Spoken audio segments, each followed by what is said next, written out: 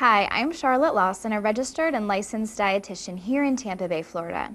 And you may have heard of something called the raw diet, or interested in maybe what it consists of and how you actually follow this diet.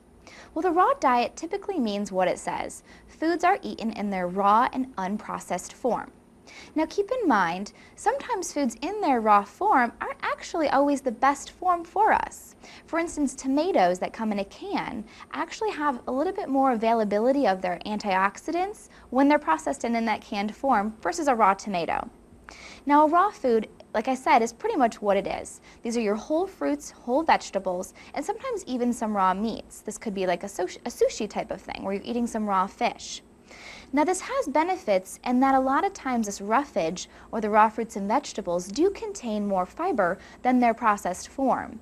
For instance, an apple is going to have a few more grams of fiber than applesauce or even apple juice.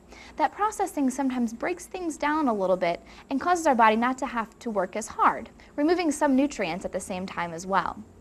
Now again, things in their fresh form also sometimes contain a little water content, and this obviously helps with your hydration status. But like I mentioned before, sometimes processed isn't always as bad. Consider raw nuts versus processed nuts. When you have an almond that's roasted, technically that's processed, but a roasted almond is not anything bad compared to a raw almond.